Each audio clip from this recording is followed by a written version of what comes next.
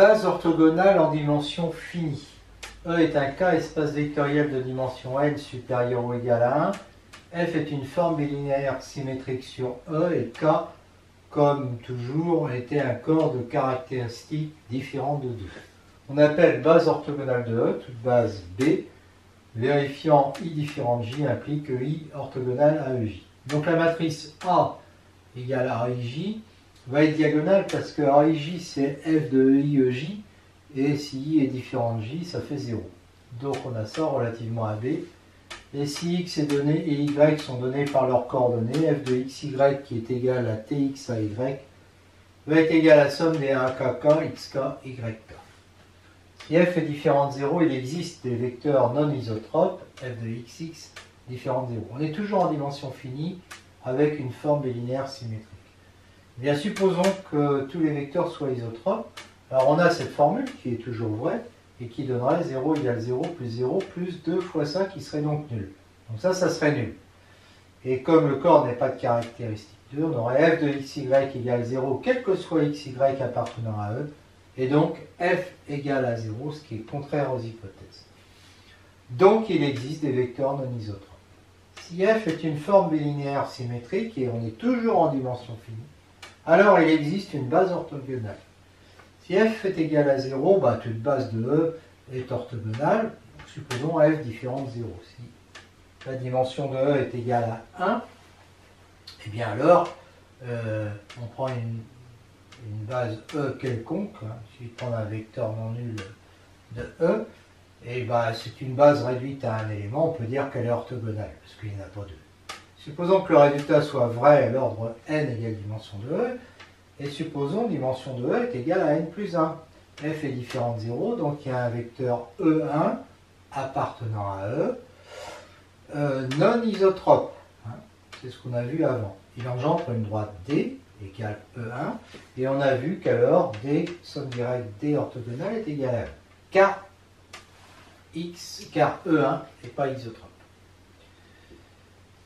Donc la dimension de D orthogonale est égale à N. La restriction G de F à D orthogonale est une forme bilinéaire symétrique, donc D orthogonale admet une base orthogonale, de 2 jusqu'à En pour G. Et pour I différent de J, entre 2 et N, on a G de EI-EJ qui est égal à 0. Mais ça c'est F de EI-EJ. Donc ça veut dire que EI est orthogonale à EJ pour F aussi. Alors maintenant, si je prends I entre 2 et N, et donc EI appartient à F orthogonale, F de E1 à EI va être égal à 0, puisque E1 appartient à F et EI à F orthogonale. Donc en fait, B, alors B c'est une base, parce que j'ai ça là. Une base de E s'obtient en prenant une base de D, donc E1, et puis une base de D orthogonale, c'est-à-dire tout cela. Donc B est une base et elle est orthogonale, puisqu'on vient de voir que pour I et J entre 2 et N, I différent de J implique que I est orthogonale à EJ, et puis d'autre part, E1 est orthogonale à E2 jusqu'à En. Donc c'est bien une base orthogonale de E, et donc d'après le résultat est vrai à l'ordre n plus 1, d'après le théorème de récurrence, il est toujours vrai. Mais on est en dimension finie, on est d'accord. Le rang d'une forme bilinéaire symétrique en dimension finie, par définition, si rang de F égale rang de F chapeau est égal à rang de A, où A est la matrice de F dans une base B de E. Alors, rang de F est égal à dimension de E moins dimension de E orthogonale. Démonstration, on sait que dimension de Kerr F chapeau plus dimension de F image de F chapeau est égal à dimension de E, puisqu'on est en dimension finie, et que F chapeau est une application linéaire de E vers E étoile. Donc, le rang de F, ça c'est parce que ça, c'est image de F chapeau, c'est le rang de F chapeau, donc c'est le rang de F. Rang de F est donc égal à dimension de E moins dimension de noyau de F chapeau. F chapeau, c'est le morphisme associé à F. On sait que Kerr de F chapeau, c'est E orthogonal. Donc ça nous fait rang de F égale dimension de E moins dimension de E orthogonal. Alors, F est donc dégénéré ça équivaut à dire que E orthogonal est égal à 0, et E orthogonal égal à 0, grâce à ce résultat, ça équivaut à dire que rang de f est égal à dimension 2.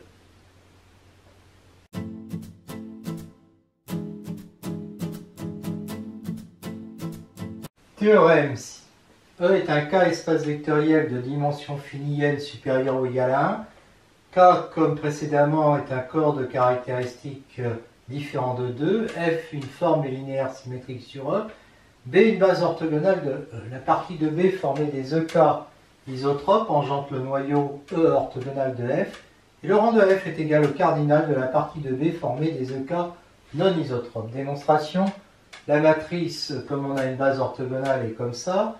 Premier cas, il n'y a pas de vecteur isotrope. Donc f de EJ est toujours différent de 0, donc les AJJ sont tous non nuls. Le déterminant est non nul, A est inversible, F n'est pas dégénéré, E orthogonal est réduit à 0, et le rang de F est égal à n. Deuxième cas, tous les EJ sont isotropes. Alors, AJJ est partout nul, donc F est égal à 0, A égale 0, rang de F égale 0. Bon, dans ces deux cas-là, on est là. Troisième cas, et ça c'est le cas le plus intéressant, le nombre Q de vecteurs isotropes EJ est strictement entre 0 et n, et le nombre P de EJ non isotrope va être n-Q, et lui aussi va être entre 0 et n.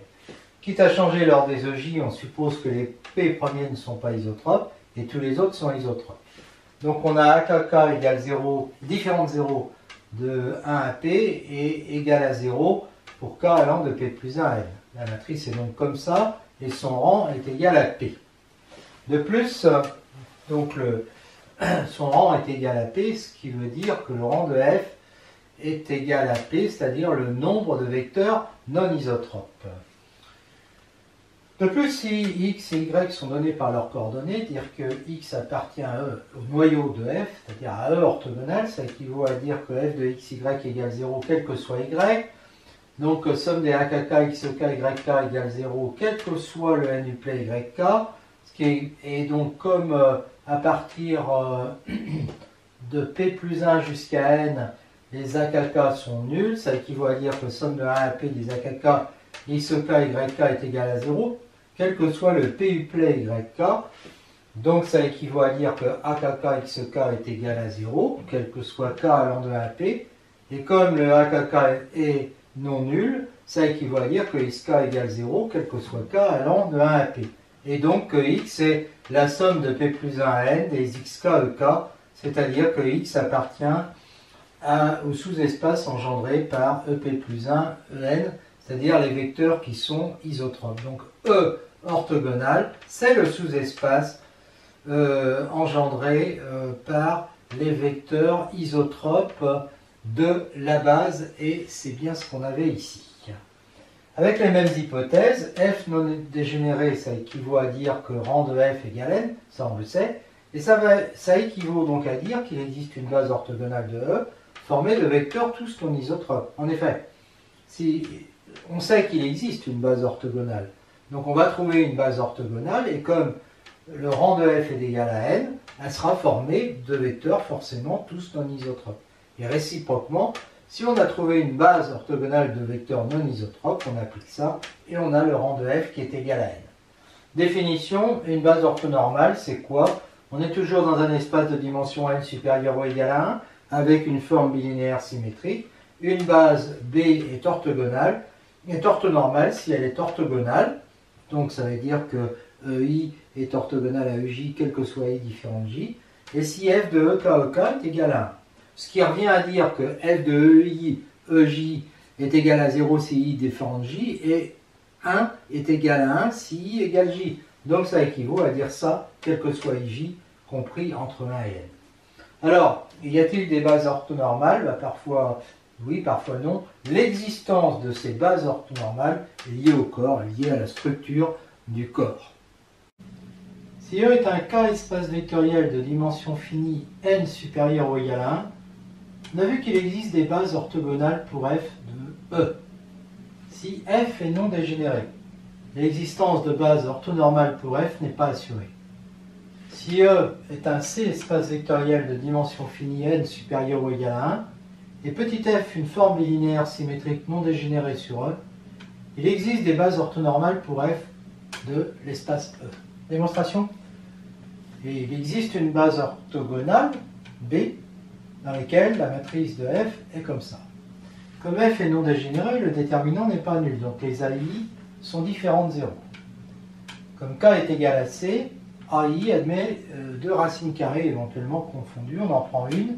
Il existe lambda i appartenant à c tel que lambda i carré est égal à AI, l'autre c'est moins lambda i.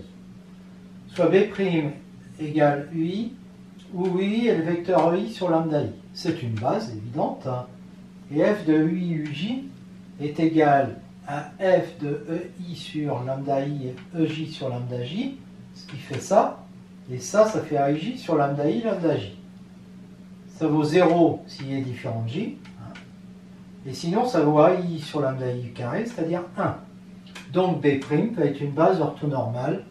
La matrice de f dans b' peut être l'identité. C'est faux si k égale r. Par exemple, E égale R2, qui est un R espace de dimension 2, f de uv égale moins x moins y y', où x et y c'est les coordonnées de u, x', y', celle de v. Sa matrice c'est moins i2. Dans la base canonique B0 de E, déterminant de i2 est égal à moins 1 fois moins 1, 1 différent de 0, donc elle est non dégénérée. B0 est une base orthogonale, mais si on fait phi de v, c'est-à-dire phi de vv, ça fait moins x2 moins y2, c'est toujours inférieur ou égal à 0. Dans R, pas dans C. Hein. Ça peut être positif dans C. Donc phi de v est inférieur ou égal à 0, quel que soit v appartenant à E. Donc il ne peut pas y avoir de base orthonormale, puisque un vecteur v de cette base orthonormale, il vérifierait phi de v est égal à 1, ce qui n'est pas possible. Mais si E égale C2, et toujours avec la même formule, la base B' égale E1 sur I, E2 sur I est évidemment orthonormale, car phi de E1 sur I, ça fait phi de E1 sur I2, c'est-à-dire moins 1 sur moins 1, ça fait 1, et pareil pour l'autre.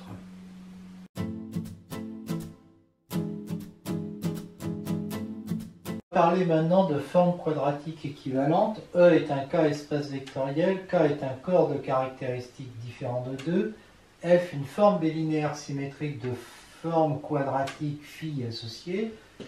Quel que soit U appartenant à GL de E, on pose F étoile U l'application de E carré vers K qui à XY fait correspondre F en U de X, U de Y, donc qui appartient à K. F étoile U est une forme bilinéaire symétrique de forme quadratique associée phi rond U. Démonstration, je prends tous ces vecteurs de E et lambda un scalaire. F étoile U en XY est égal à F de U de X, U de Y par définition, ce qui fait F de Y, U de X, puisque F est symétrique, ce qui fait F étoile U en YX, donc on a la symétrie. Donc il suffit de démontrer la linéarité d'un côté pour avoir la bilinéarité. F étoile U en lambda X plus Y virgule Z est égal à F en U de lambda X plus Y U de Z. Donc j'utilise la linéarité de U puisque c'est un automorphisme de E. Donc c'est une application linéaire. Donc ça me fait ça. Et ensuite, j'utilise la linéarité de F, et donc ça fait ça. Et donc, ça fait lambda F étoile U en XZ, plus F étoile U en YZ, et donc ça assure bien la linéarité. Et donc, F étoile U est bien une forme bilinéaire symétrique. Pour avoir sa forme quadratique, ben c'est psi de x égale f étoile u en xx, c'est-à-dire f en u de x, u de x, c'est-à-dire phi en u de x, donc ça veut dire phi rond u de x, donc psi égale phi rond u. Si phi est une forme quadratique sur E, alors phi rond u est aussi une forme quadratique de polaire f étoile u, où f est égal à la polaire de phi. Donc c'est la même hypothèse, hein, c'est-à-dire qu'on a un espace vectoriel, bien sûr. Hein. Phi, alors, phi est une forme quadratique, donc f est sa polaire, je considère f étoile u, et ben je sais d'après ce que j'ai dit avant que f étoile u a pour forme quadratique phi rond u, justement celle que je veux. Donc phi rond u est bien une forme quadratique, d'accord, et sa polaire, ben, c'est justement f étoile u, donc c'est gagné. On dit que deux formes quadratiques phi 1, phi 2 sont équivalentes, et on note comme ça, s'il existe u appartenant à GL de E, donc un automorphisme de E, tel que phi 2 égale phi 1 rond. C'est une relation d'équivalence évidente d'ailleurs sur l'ensemble des formes quadratiques sur E. Démonstration, si phi est une forme quadratique, phi égale IDE rond phi. IDE c'est un automorphisme, donc phi est équivalent à phi. Si phi 1 est équivalent à phi 2, alors il existe u appartenant à GL de E tel que phi 2 égale phi 1 rond u. Donc phi 1 égale phi 2 rond u moins 1, mais u moins 1 c'est un automorphisme de GL de E. Donc phi 2 est équivalent à phi 1. Donc ça c'est la symétrie, réflexivité. Maintenant transitivité, phi 1 est équivalente à phi 2, phi 2 à phi 3, donc il existe des automorphismes UV tels que phi 2 égale phi 1 rond U, phi 3 égale phi 2 rond V, ce qui va faire phi 1 rond U rond V, et donc phi 1 rond U rond V qui est un automorphisme de E comme composé de deux automorphismes, donc phi 3 est équivalent à phi 1. Et donc on a bien une relation d'équivalence. Si E est un espace de dimension finie, phi 1, phi 2, deux formes quadratiques, alors phi 1 est équivalent à phi 2, si et seulement s'il existe des bases B et C de E, telles que la matrice de phi 1 dans la base, relative à la base C est égale à la matrice de phi 2 relative à la base B. En fait, il faut trouver deux bases telles que phi 1 et phi 2 ont la même matrice. Phi 1, la matrice de phi 1 dans une des bases est égale à la matrice de phi 2 dans l'autre base. Démonstration. Supposons que phi 1 soit équivalent à phi 2, B une base de E, phi 2 égale phi 1 rond U avec U appartenant à GL de E. Si B est comme ça, je vais appeler C égale U de B égale donc l'ensemble des, la base des U de K. C'est bien une base parce que U est un automorphisme de E, donc il transforme une base en une autre base. Je note A égale à IJ, la matrice de phi 1 dans C. F1, F2, les polaires de phi 1, phi 2. F2 de EIEJ va être égal à F1 étoile U, puisque F2 est égal à F1 étoile U. Voilà. Oui, parce que phi 2 est égal à phi 1 rond U. Donc F2 est égal à F1 étoile U. De EIEJ, donc ça fait F1 en U de EI, U de EJ.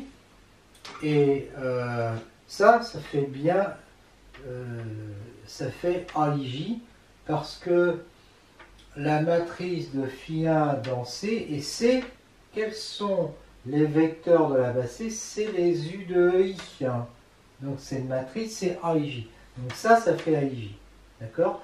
Bon, F2 de EIEJ est égal à AIJ. Alors ça, c'est la matrice B. Donc la matrice de F2 dans B, donc la matrice de phi 2 dans B, va être égale à la matrice A, et c'est terminé pour ça. Réciproquement, si la matrice de phi 1 dans C est égale à la matrice de phi 2 dans B, ça veut dire que c'est idem pour leur polaire que j'appelle F1 et F2. La matrice de F1 dans C est égale à la matrice de F2 dans B. Bon, il existe U, un automorphisme de E qui permet de passer de la base B à la base C. Ça, on le sait. Quand on a deux bases, on a un automorphisme qui permet de passer de l'une à l'autre. Un automorphisme unique même. D'accord? Donc, F2 de EIEJ, c'est F1, F2 de EIEJ, c'est F1 de UI, U de EI, U de EJ. Pourquoi? Parce que les coefficients de la matrice de phi 2, c'est-à-dire de F2, la matrice de F2 dans B. B, c'est les EK, les vecteurs de B. Donc les coefficients, les AIJ de cette matrice, c'est les F2 de EIEJ. Et là, appelons-les les AIJ aussi, puisque les deux matrices sont égales. Mais là, c'est la matrice de phi 1, donc de F1 dans C. Donc c'est des F1 de des vecteurs de C. Alors les vecteurs de C, puisque C est égal à U de B, c'est des U de EK. Donc c'est F1 de U de EI, U de EJ. Voilà. Donc on a cette égalité quel que soit IJ. Donc F2 de EI-EJ est égal à F1 étoile U en EI-EJ quel que soit IJ. Donc là j'ai deux formes bilinéaires symétriques qui prennent les mêmes valeurs, d'accord, pour les éléments de la base B. D'accord? Donc ça veut dire que F2 est égal à F1 étoile U. Parce que quand j'ai deux formes quadratiques, quand j'ai deux formes bilinéaires symétriques qui vérifient ce genre d'égalité avec les mêmes dans une base, bah, ça veut dire que la matrice ici aura les mêmes coefficients qu'ici. Donc ça veut bien dire que F2 et F1 étoile U sont la même, ne font qu'une forme quadratique, qu'une forme bilinéaire symétrique. Donc F2 est égal à F1 étoile U, donc Φ2 est égal à Φ1 rond U, et donc Φ1 est équivalent à Φ2, ce qui termine la démonstration. On dira que la forme quadratique Φ de E vers K est équivalente à la forme, et on écrira comme ça, qui au n-uplet de K puissance n, donc associe somme des AIJ, XI, XJ, pour signifier qu'en fait il existe une base dans laquelle la matrice de Φ est A égale AIJ, c'est-à-dire que Φ de X est égal à Tx AX. Voilà. E est un C espace vectoriel de dimension n supérieure ou égale à 1, donc le corps est C, et Φ est une forme quadratique de rang R. Alors le rang d'une forme quadratique, c'est le rang de sa polaire. Alors Φ est équivalente à X donne somme de 1 à R, Xi carré. Ça veut dire qu'il y aura une base dans laquelle elle s'exprimera comme ça. Démonstration, il existe une base orthogonale B de vecteur EK de E, telle que la matrice de Φ dans B soit une matrice diagonale. Premier cas, le rang est strictement positif. Alors, quitte à changer l'indice des EK, on peut supposer que les AI sont nuls pour I supérieur au rang, et les AI sont différents de 0 si I est inférieur ou égal au rang. Autrement dit, qu'on a d'abord les coefficients non nuls, puis ensuite que des zéros sur la diagonale. Comme K égale C, chaque AI admet une racine carrée, donc il existe un lambda I appartenant à C tel que AII est égal à lambda I au carré, quel que soit I allant de 1 à R. Et comme AI est différent de 0, lambda I est différent de 0, et donc on peut considérer le vecteur UI qui est égal à UI sur lambda I, si I est inférieur ou égal à R. Et on pose UI égale à I si I est supérieur à R. On obtient ainsi une base B', forcément, puisqu'on a juste multiplié par un coefficient, orthogonal, hein, on a bien I différent de J implique que UI est orthogonal à UJ, parce que EI est orthogonal à EJ. Phi de UI est égal à F de 1 sur lambda I EI, 1 sur lambda I EI, je sors les lambda I, ça fait 1 sur lambda I carré, F de EI EI, qui vaut AI. Et comme AI est égal à lambda I carré, ça fait 1. Et donc on a cette matrice de Phi dans la base B', hein, matrice de rang R, là il y a R coefficients égaux à 1. Et Phi de X, eh bien, s'écrit bien somme de 1 à n des xi carré relativement à cette base. Et si R est égal à 0, Phi égale 0, et sa matrice est nulle. Conséquence, pour E, un C espace de dimension finie n supérieure ou égale à 1, deux formes quadratiques Φ1, Φ2 sont équivalentes si et seulement si elles ont même rang. Comme il y a donc exactement n plus 1 classe d'équivalence, puisque il y a n plus 1 rang possible. Hein, pour une matrice, c'est le rang nul, ça c'est pour la matrice nulle, jusqu'au rang n pour les matrices inversibles. Démonstration. Si Φ1 est équivalent à Φ2, il existe deux bases orthogonales B1, B2 de E et une matrice diagonale A telle que la matrice de phi 1 dans B1 soit égale à la matrice de phi 2 dans B2 soit égale à A. Et donc phi 1 et phi 2, ils ont pour rang le rang de A. Donc ils ont le même rang. Réciproquement, s'ils ont le même rang, bah déjà il existe une base B1 orthogonale de E telle que la matrice de phi 1 relativement à la base B1 soit comme ça. La matrice A de rang R. Mais il existe aussi, puisque B2 elle aussi a le même rang R, il existe une base orthogonale B2 de E, telle que dans cette base, phi 2 est pour matrice aussi ça. Ça vient du résultat précédent parce que le corps est C. D'accord? Donc on peut trouver une base avec cette matrice et là une autre base avec toujours la même matrice. Si bien que dans ces deux bases, de toute façon, elles ont la même matrice. Donc phi 1 est équivalent à phi 2. Attention, si K est différent de C, on n'a pas cette implication. Exemple, avec R2, qui est un R espace vectoriel. On prend un vecteur V de coordonnées x, y.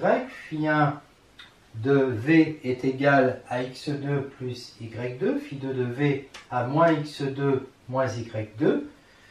Donc la matrice de phi 1 c'est A1 de rang 2. La matrice de phi 2 c'est celle-là, de rang 2 aussi, dans une base canonique B de R2. Si phi 2 est équivalent à phi 1, phi 2 est égal à phi 1 rond U, où U est un automorphisme de R2. Donc sa matrice va être de cette forme-là, avec un déterminant non nul AD moins BC différent de 0, dans la base B. Si je prends un vecteur V, U de V aura pour de coordonnées x, y. U de V aura pour coordonnées à x plus by, c'est x plus dy. Donc, nous, qu'est-ce qu'on veut avoir? On veut avoir phi 2 égale phi 1 rond U.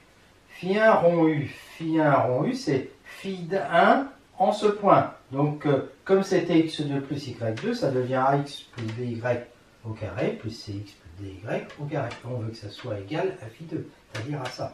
Alors ça pose un problème. Parce que dès que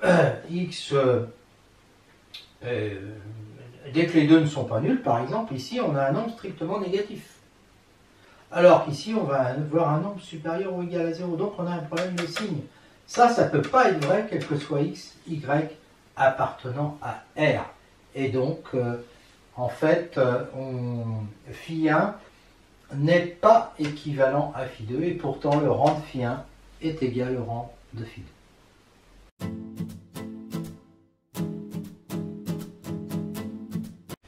Une remarque sur le calcul qu'on peut faire avec les matrices. E est un cas espace vectoriel de dimension n supérieure ou égale à 1, et je note grand X, la matrice des coordonnées de petit x dans une base quelconque. On a vu que phi est une forme quadratique si et seulement s'il existe asymétrique, tel que phi de x est égal à tx à x. La polaire f de phi étant alors définie par f de xy égale tx à y. On a vu l'unicité de la matrice A égale à IJ, parce que AIJ est égal à F de IJ. Et donc ça implique l'unicité de la matrice A, vérifiant cette écriture. Alors quand je dis unicité, ça veut dire quoi? C'est-à-dire que si Tx à X égale Tx à X avec des matrices A' qui sont symétriques, alors A est égal à A'. On peut le redémontrer directement avec les matrices, en prenant deux matrices symétriques qui vérifient ça. Alors, on traduit ça par ça, on connaît déjà cette égalité. Ensuite, on prend x égale une matrice colonne remplie de 0 sauf 1 au rang i. Et donc, tout de suite, on va avoir ici, il va rester AI, ici A'I, qui vont être égaux. Et donc, en simplifiant par ces deux termes, on va obtenir ça, quels que soient les scalaires xi, xj. Donc là, on prend la matrice x, avec que des zéros, sauf 1 au rang K, 1 au rang P. Et là, on va tout de suite avoir un K inférieur à P. Et donc, on va avoir AKP égale A'Kp. Mais comme APK est égal à AKP, hein, et puis que A'PK égale A'Kp, eh bien, on va avoir aussi APK qui sera égal à A'PK. Autrement dit, A'Ij est égal à AIJ, quel que soit IJ, et donc A égale à'. Ce résultat est faux si A n'est pas symétrique. Exemple avec ces deux matrices, en prenant E égale R2. Tx je vous laisse vérifier le calcul, c'était 3xy. Txa'(x) est égal aussi à 3xy. Et pourtant, donc on a bien Tx(x) égale Txa'(x), quel que soit x, et pourtant A est différent de A'. Quelque chose qui découle de la définition maintenant des formes équivalentes. Deux formes quadratiques, φ1, φ2. Φ1 est équivalent à φ2 si et seulement s'il existe une base B de E, telle que si A1 est la matrice de φ1, A2 la matrice de φ2 dans cette base, il existe U appartenant à GLM, tel que A2 égale TU A1U. Alors, quelle que soit une base B de E, si A1 est la matrice de φ1, A2 la matrice de φ2 dans cette base, il existera U, tel que A2 égale TU A1U. On va démontrer en fait les deux en même temps. Démonstration, si dire que φ1 est équivalent à φ2, ça équivaut à dire qu'il existe U inversible tel que φ2 égale φ1 rond U. Donc pour une base quelconque, et c'est là que je démontre ça, en prenant U égale matrice de U dans B, je vais avoir Tx A2x, ça c'est pour φ2 de x, et pour φ1 de x, il faut que je remplace x par U de x, mais U de x, il a comme coordonnée UX, donc ça fait TUX A1 UX, d'accord? Et ça en développant, ça fait ça, quel que soit x. Alors A2 il est symétrique, et celle-ci est symétrique aussi, car si je prends sa transposée, c'est TU TA1 U, mais TA1 c'est A1, parce que A1 est symétrique. Donc, puisque j'ai Tx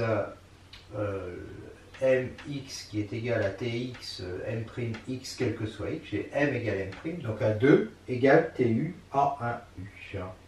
Voilà, et réciproquement, si j'ai trouvé une base où ça marche, donc s'il existe U inversible et A2 égale TU A1U dans une base B, à ce moment-là, je vais avoir, en multipliant ça par x d'un côté, tx de l'autre, je vais avoir Tx A2x qui sera égal à Tx Tu, c'est-à-dire TUX,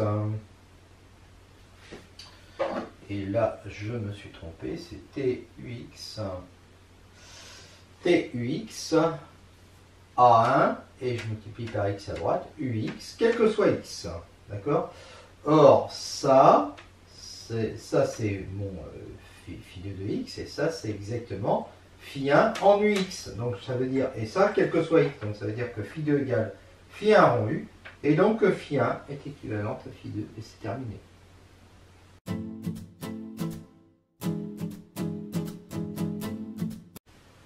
Théorème d'inertie de Sylvester. E est ici un R espace vectoriel de dimension n supérieure ou égale à 1, phi une forme quadratique de rang R. Alors il existe une base orthogonale de E et un antinaturel P compris entre 0 et R. R évidemment le rang est inférieur ou égal à n, tel que phi de x égale somme de 1 à P des xi carré moins somme de P plus 1 à R des xi carré. Alors il est possible que P vale 0, auquel cas il n'y a pas ce terme-là. Il est possible que P vaut R, auquel cas il n'y a pas ce terme-là. Si B' est une base quelconque, relativement à laquelle phi de x égale somme de 1 à Q des xi carré moins somme de 1 à R' des xi carré, alors R' égale R et P égale Q. Le couple invariant P R moins P de N2 est appelé signature de phi. En fait, le couple invariant, c'est P et R. Démonstration. Si R est égal à 0, phi égale 0, et donc, ça c'est vrai dans n'importe quelle base, et P égale Q égale 0. On supposera donc que R est supérieur ou égal à 1. Il existe une base orthogonale, on le sait, EK, telle que on est ça. Quitte à changer l'ordre, alors somme de 1 à R, quitte à changer l'ordre, on peut supposer que les premiers AI sont positifs, donc entre 1 et P, et négatifs entre P et R. Alors, attention, il est possible là que P soit égal à 0, auquel cas, c'est quand il n'y a pas de AI positif. Il se peut que P égale 0, et il se peut que R est égal à 0. Donc, il n'y a pas de, à ce moment-là, il n'y a pas de AI négatif. Pour AI positif, On pose BI égale racine carrée de AI, UI égale EI sur BI. Pour AI négatif, BI égale racine de moins AI. Et donc UI égale EI sur BI. AI évidemment est égal à moins BI carré. Et pour I supérieur à R, UI est égal à EI. On a phi de x égale somme de 1 à P des AI xi carré moins somme de P plus 1 à R des AI xi carré. Alors, et pour I compris entre 1 et P, phi de I est égal à phi de EI sur BI égale phi de EI sur BI carré égale AI sur BI carré qui vaut 1.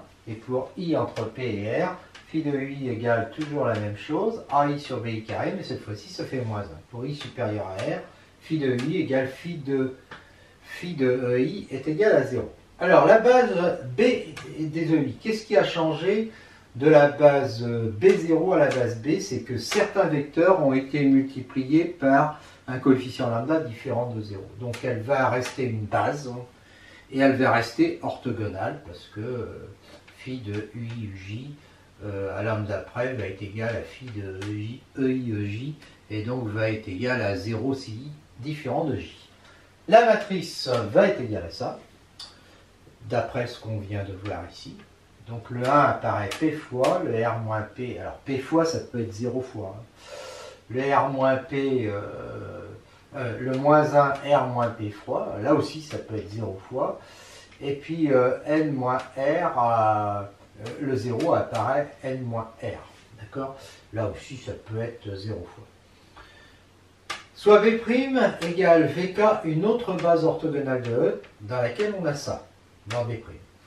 Le rang de phi à ce moment-là, hein, ça sa matrice, ça va être des 1 suivi des moins 1, et puis suivi de 0, mais le rang, ça va être R'. Donc, il sera égal à R, puisque le rang est unique, il ne dépend pas de la base. Si P est égal à 0, phi de x est inférieur ou égal à 0. Si P est égal à 0, ça veut dire qu'il n'y a pas de 1 ici. Donc, phi de x est égal est inférieur ou égal à 0, quel que soit x appartenant à E, ce qui implique que Q est égal à 0. Sinon, on aurait phi de V1 qui serait égal à 1 strictement positif.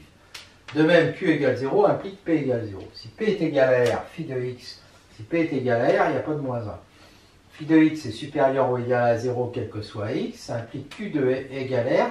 Sinon, on aurait phi de VR qui serait égal à moins 1, donc négatif. De même, Q égale R implique P égale R, et donc on peut supposer maintenant que P est entre 1 et R, et donc Q pareil. Soit F, le sous-espace vectoriel de E engendré par E1 jusqu'à EP, G, celui qui est engendré par V qui plus 1 jusqu'à VR. Alors, si X non nul appartient à F, il va s'écrire comme ça, et phi de X va s'écrire comme ça, il sera positif si X est différent de 0. Et si X appartient à G, il s'écrit comme ça, et s'il est différent de 0, phi de x va être négatif car phi de x est égal à moins somme de q plus 1 à r des xi carré des xi carré. D'accord? Voilà. Alors à ce moment-là, ça veut dire que si x appartient à f inter g, enfin si x n'est pas nul, il ne peut pas appartenir à f inter g parce qu'on ne peut pas avoir en même temps phi de x positif et phi de x négatif. Donc x appartient à f inter g implique x égale 0.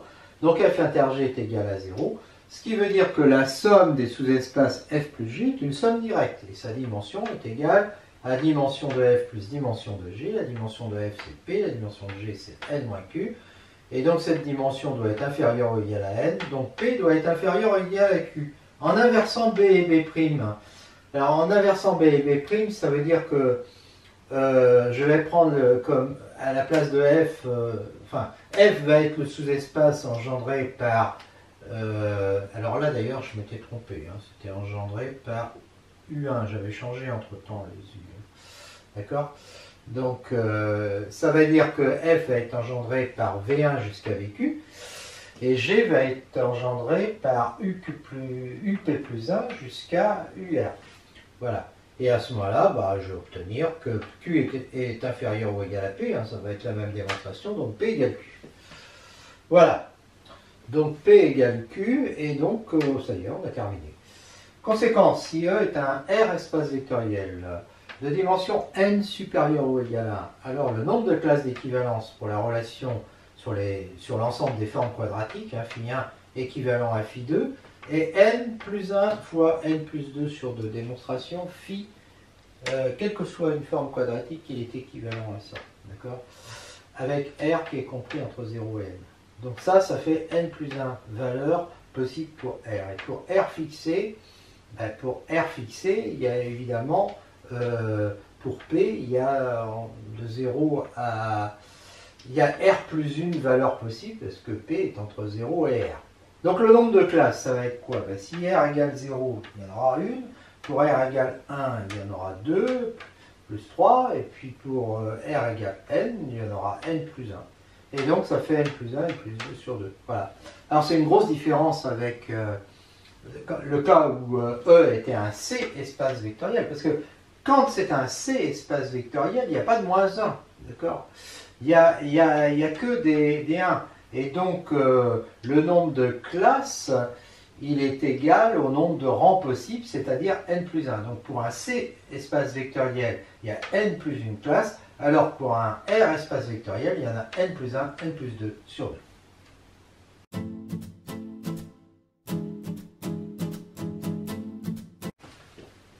Définition. Si E est un R espace vectoriel et phi une forme quadratique sur E, phi est positif si phi de x supérieur ou égal à 0, quel que soit x appartenant à E, négatif si phi de x est inférieur ou égal à 0, quel que soit x appartenant à E. Défini positif si x différent de 0 implique phi de x supérieur à 0. Défini négatif si x différent de 0 implique phi de x inférieur à 0. Dans les deux cas, phi est défini. Rappelons que phi est défini si x différent de 0 implique phi de x différent de 0. On avait démontré qu'alors phi est non dégénéré. Soit f, la forme polaire de phi, on dit aussi que f est positif, négatif ou défini positif. Défini négatif.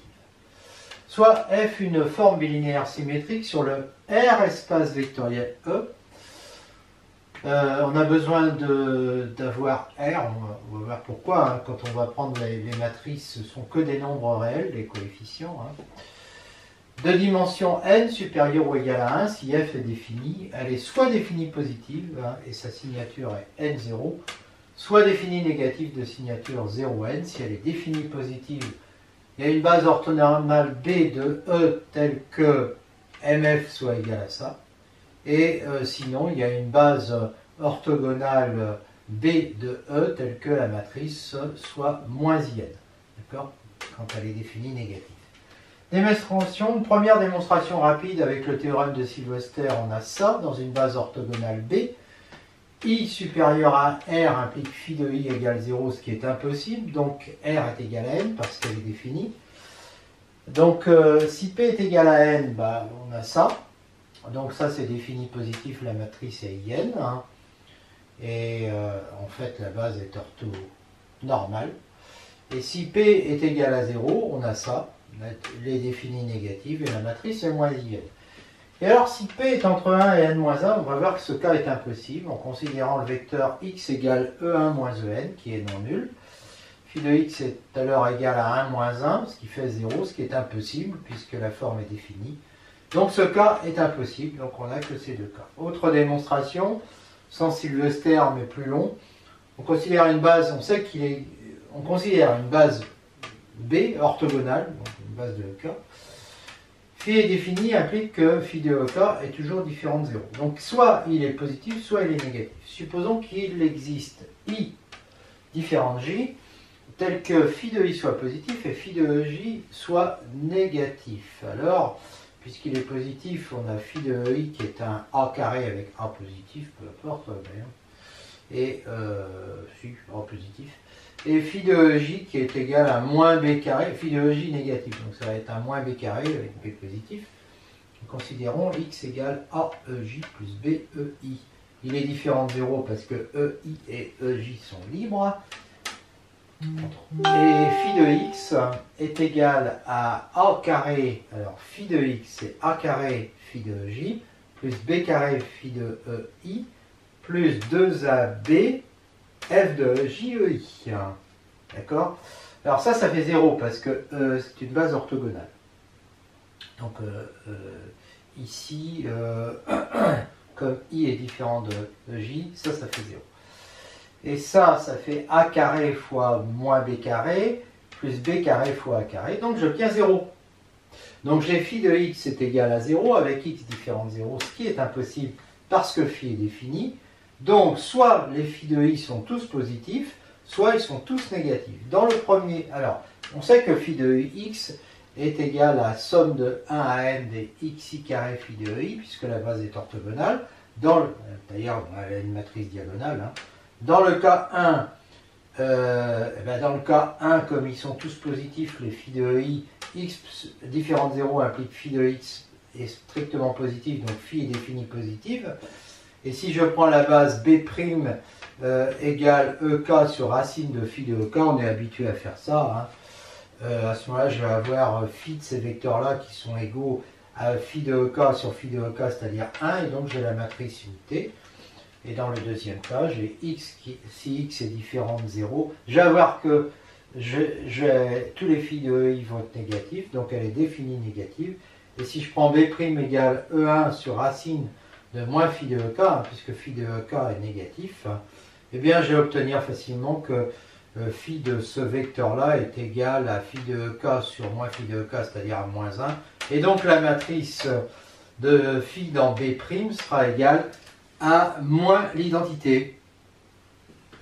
Soit E, un R espace vectoriel de dimension n supérieure ou égale à 1, F une forme bilinéaire symétrique, qui est soit positif, phi de x supérieur ou égal à 0 quel que soit x, soit négatif, phi de x inférieur ou égal à 0 quel que soit x. Alors elle est définie si et seulement si elle est non dégénérée. Ça a déjà été démontré.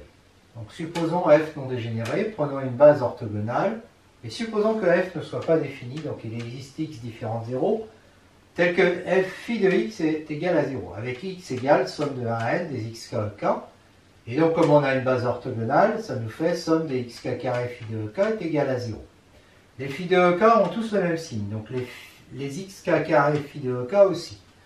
Donc, c'est nul. Si c'est nul, ça veut dire qu'ils sont tous nuls, ces termes. D'accord ? Mais x est différent de 0, donc il y a une des coordonnées xj qui n'est pas nulle. Donc il y a un xj, ici carré phi de j qui est égal à 0, mais le xj n'est pas nul, donc phi de j est égal à 0. Ce qu'on vient de démontrer, c'est que si un vecteur différent de 0, tel que phi de x égale 0, un vecteur isotrope, alors il existe j isotrope, c'est-à-dire phi de j différent de 0. Bon, égal à 0, je veux dire. Alors, montrons que j appartient à l'orthogonale de E. Je prends un vecteur quelconque y de E, il s'écrit comme ça, et f de ej va être égal à la somme des yk f de jek. Et f de jek, la base est orthogonale, ça vaut 0 si j est différent de k. Et si j égale k, ça vaudra phi de ej, donc ça vaudra yj phi de ej. Donc ça vaut ça. Mais phi de ej est nul. Donc ça veut dire que f de ej est égal à 0, quel que soit y appartenant à E. Donc f est dégénéré, ce qui est contraire aux hypothèses. Remarque, même en dimension finie, il existe des formes bilinéaires symétriques non dégénérées et pas définies. On avait déjà vu le cas de x2 moins y2.